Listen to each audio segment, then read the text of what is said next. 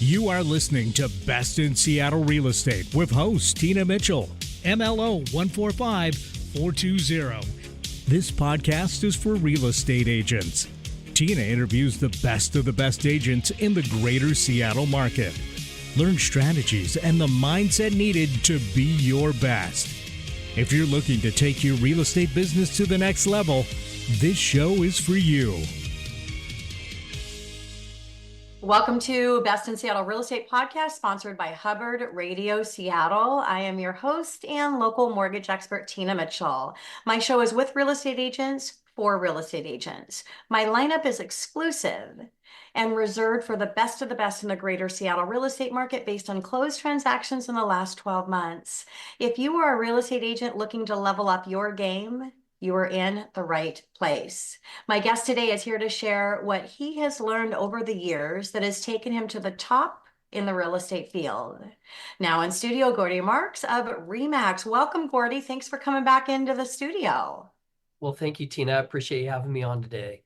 Absolutely. Gordy and his team are the highest producing small team for RE/MAX in Washington State for the last 2 years and number 15 in the country. Congratulations for that, Gordy.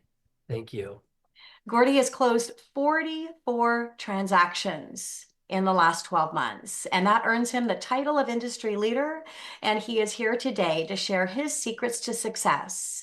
Data provided and verified by MNI, Mobility Market Intelligence. Gordy, again, really excited to have you on the show this morning. Well, thank you. It's good to be here. Yeah. I would also like to give a big shout out and a big thank you to my producer at Hubbard Radio, Benny. Hey there, Tina. Welcome back and good to see you again. And oh man, my hand is so heavy. Oh, that's right, because I got engaged since I've seen you last. Congratulations, Benny. I wish I had some of the music tools over here that you do. I'd be playing some type of music. But no. Congratulations to both of you. After 5 years, he finally put a ring on it. Yep, finally did it. And I actually did it really fast. I did it on 5/15 of 25 to represent the 5-year mark too as well. So kind of made sure I had to pick that day specifically. Yeah, well, you got yourself a good one. Congratulations, Benny. Thank you, Tina. Yeah, there's a lot of behind the scenes and it takes a team to make happen what we do here. So I get a big thank you to Benny. All right, before we get started, before we get started, we're just going to go ahead and kick right into it.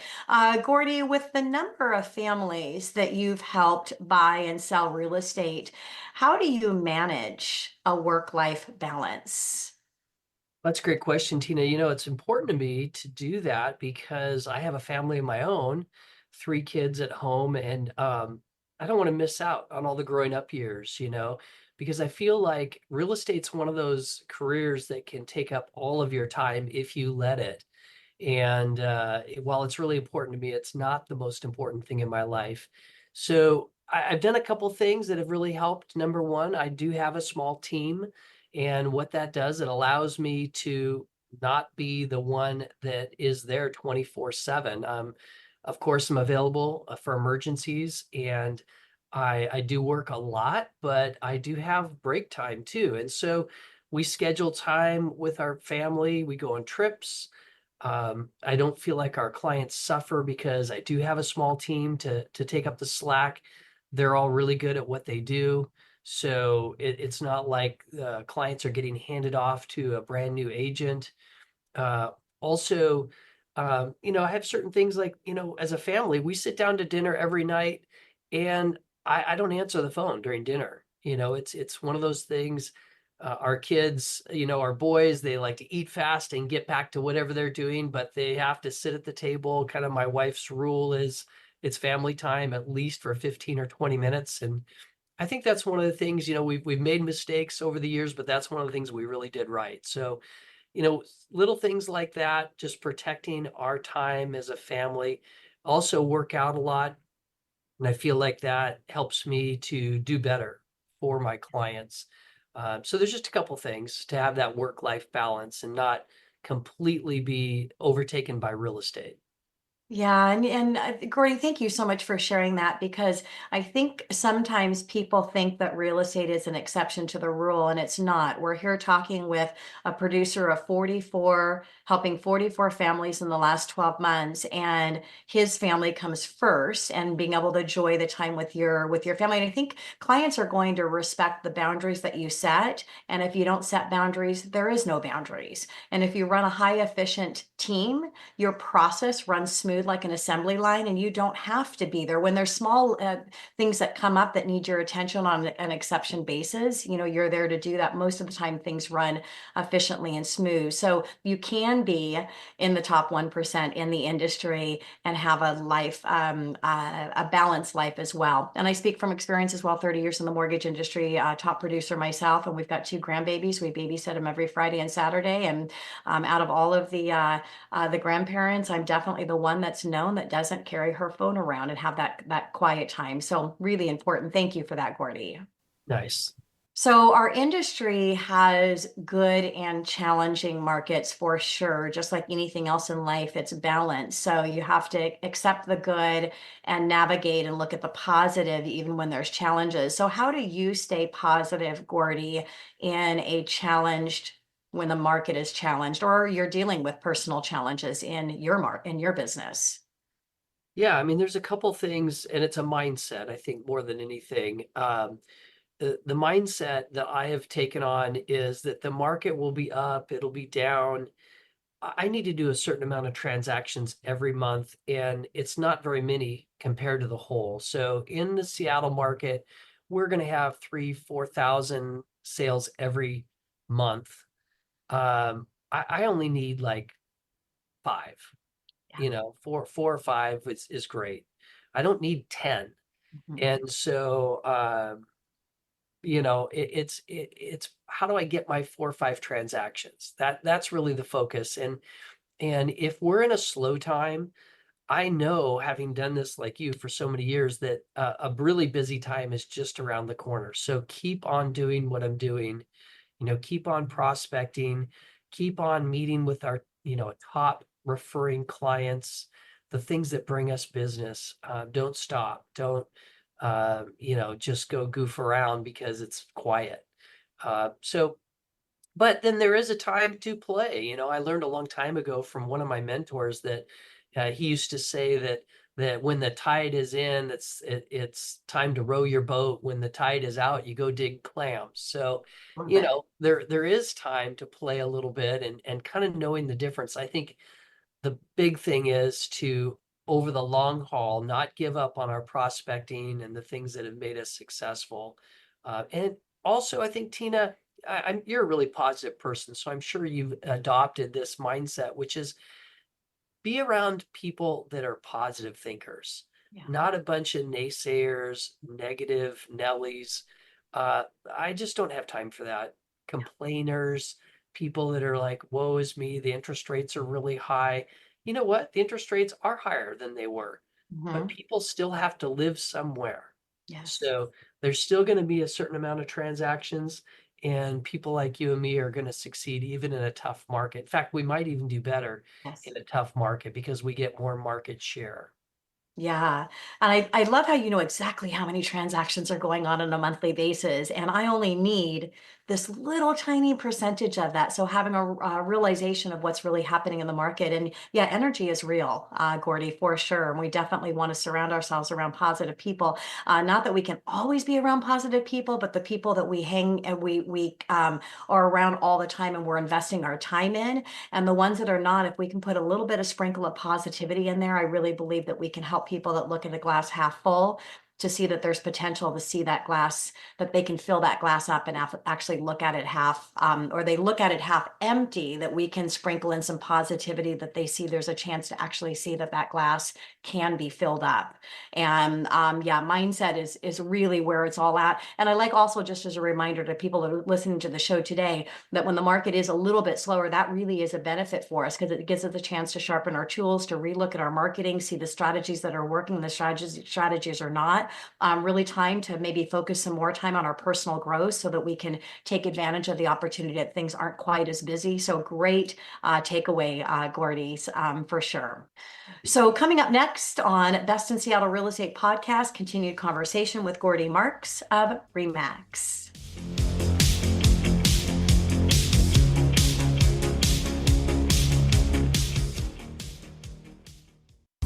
So how do you choose your mortgage professional partner when referring your buyers?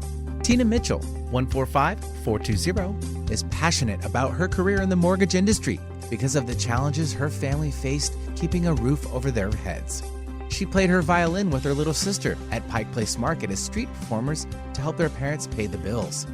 This was a traumatic experience for her, but drove her to work hard and realize the success she has today. Tina purchased her first home when she was 20, and this gave her a sense of pride and security that her parents did not have. Helping others reach their dreams of home ownership is rewarding to Tina. Tina has been in the mortgage industry for over 25 years and has been recognized in the top 1% nationwide. For more information on how Tina is helping her buyers stand out next to their competition, go to TinaMitchellTeam.com. That's TinaMitchellTeam.com.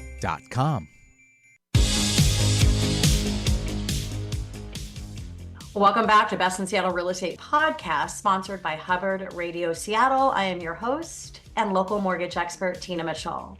Continued conversation with Gordy Marks of RE/MAX. Are you a real estate agent looking for that one thing to take your business to new heights? Gordy is here to motivate you to be your best.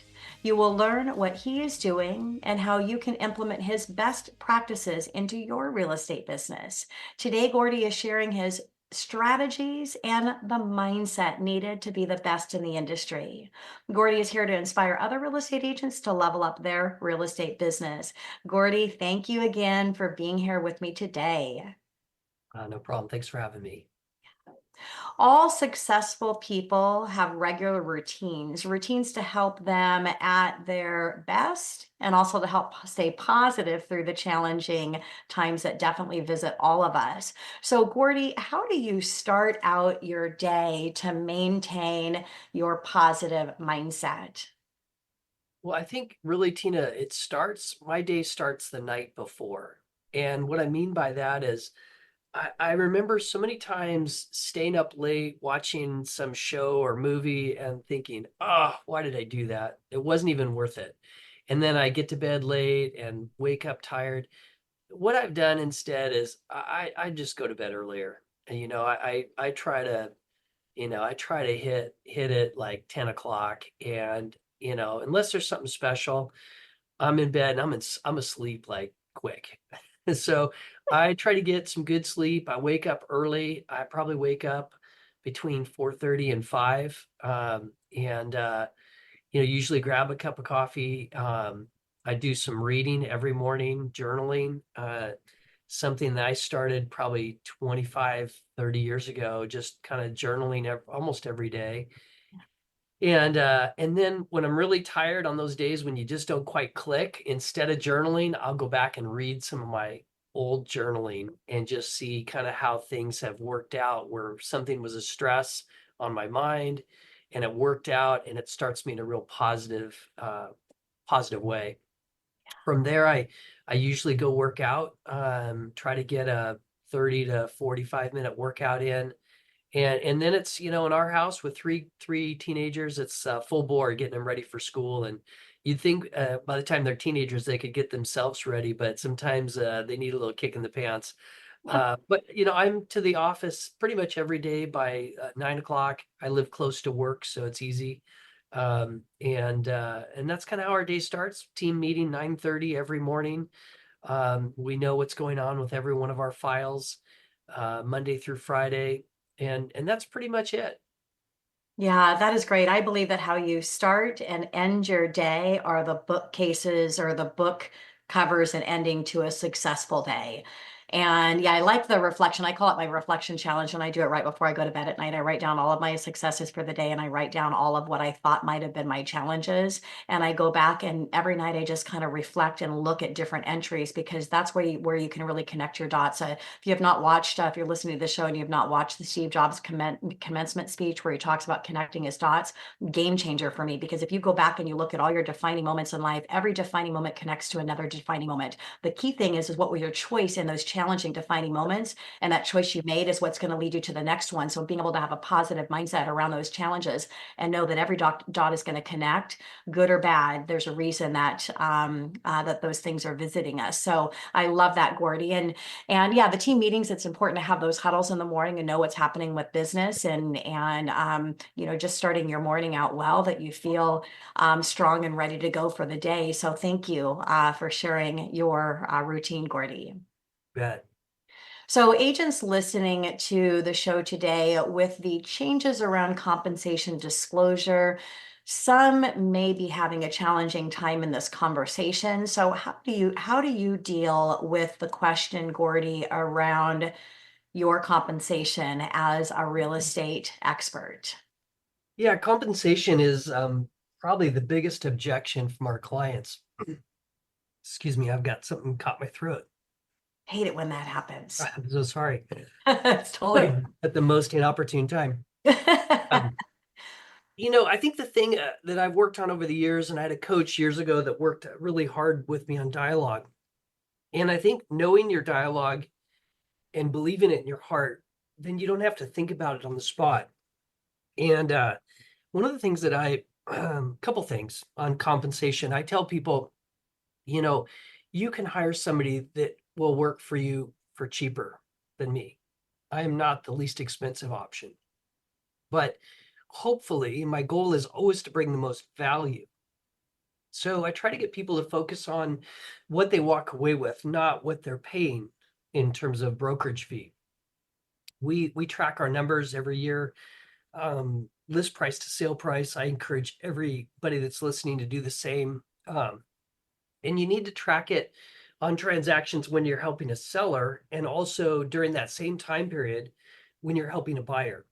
Yeah. Hopefully, the numbers are lower when you're helping a buyer and higher when you're helping the seller, and that goes to your negotiation. Yeah. So I try to flip the script and get the potential seller to think about how I'm going to negotiate on their behalf. So it's going from a cost to a value, and talking about that. And then at the end of the day, Tina, one of the things that's in my heart that I usually will say is, at the end of the day, I want to earn you more than I cost you. And if I can't, then I really don't have any business being there. I don't want to be a middleman. I don't want to be a drag on your equity. I just put it right up there, because that's what people are thinking. They're thinking, why do I have to hire this middleman salesperson?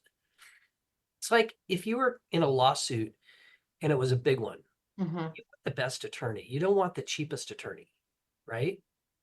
And same thing with a surgeon, you don't think about who's the least expensive surgeon if you've got a life-threatening illness. You want the person who's got the steadiest hand and is going to get you through. Well, people's homes, usually, not always, but usually it's their biggest asset. Yeah. And I always talk about protecting their investment. And so my business is built on relationship building. I try to step into their shoes. When they get to know me and realize that I really do care about what they walk away with, the whole dialogue on compensation, it's really a moot point, usually. Yeah. And here's the thing, if they don't get it, It's I'm okay. I'm not the right fit. Yeah. Absolutely. And it's shifting, because the great people in the industry, you're not in sales, you're in service. Right. And discounted price is discounted service. And I love, you mentioned the objections, because there are common objections in every industry, and they're the same objections for everybody. And compensation absolutely is one of them. And knowing first what those objections are, and then learning how to eliminate versus overcoming. I don't believe in overcoming objections. You know what they are. So lead with the objections so that you can eliminate them before they even come up. And, bringing in stories of what is that, nightmare story that you've turned into a success story, bringing that into those objections is really great as well, because you're able to connect on the emotional level. And then I like giving people a one sheet, the 171 things that I have to offer. And you're not going to go over 171 things, but what you can have on that one sheet is cross out all of the things that don't come with a discounted shop. I mean, here's the 171 things I'm going to do for you. What do you got there, Gordy? I have a one sheet. I love it. I am glad you said that. I used to have this big binder like a lot of people do, and I was like, I think people are getting bored listening to this dog and pony show. And so I put it out there to like a group of about 6 to 8 people that didn't know me. They were people I knew. Okay. And he said, hey, my real estate broker is asking for some input. You don't know him.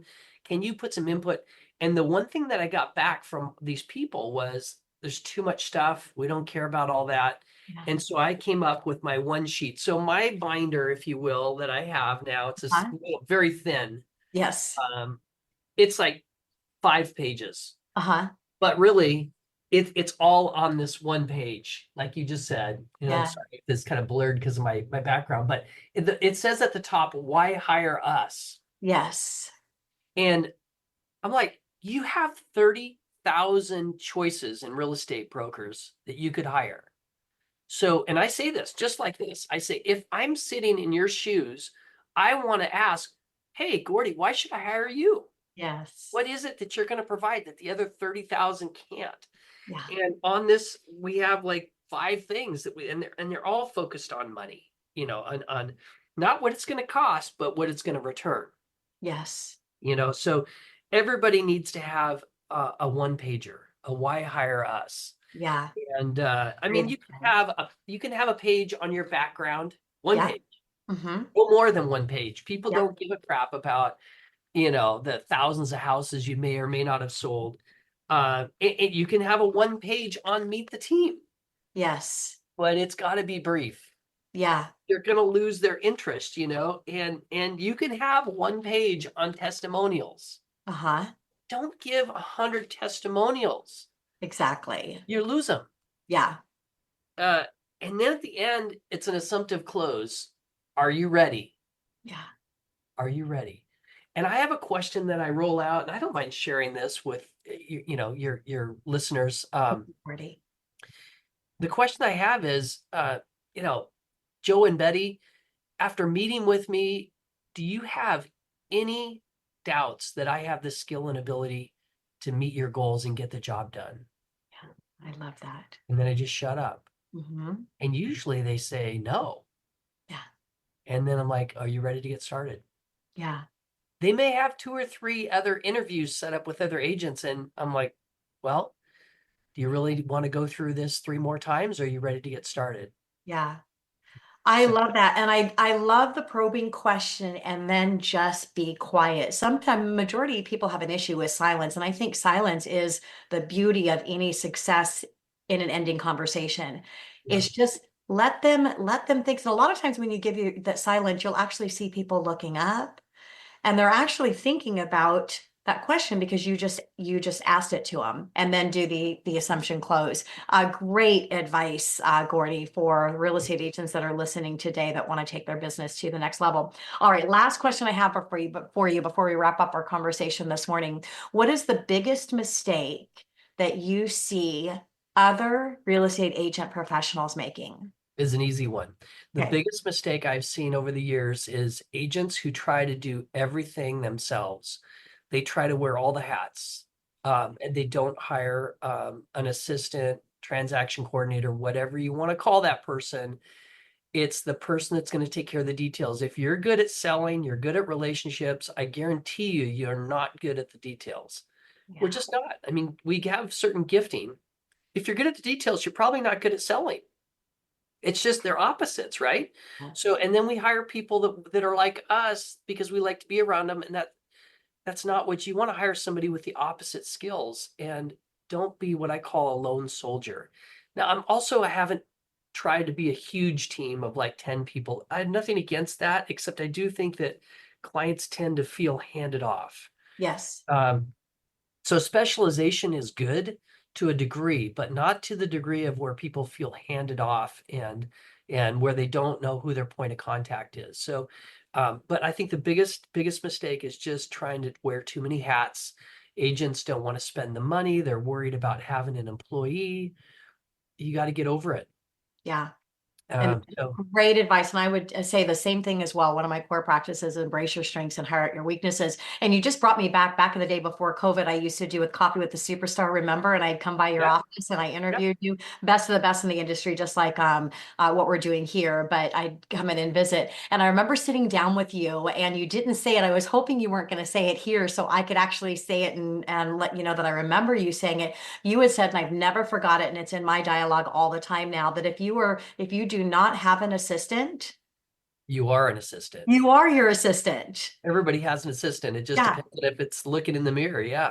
Yeah. If you don't have an assistant, you are that assistant. You need to get out there, and your job as the leader of the team. And if this is not something you're excited about, maybe supporting a team instead of being in front of the team is better suited for you. As a leader of the team, your role is to build and foster the relationships. It's to bring the business in. It's to be the rainmaker. And then you need the team behind you that's going to work the assembly line. They're going to do all of those other things that it takes so that you can continue to do what you need to do. And that's building the business, not managing the business. Great advice, Gordy. And I love that we have kind of the same thought process here.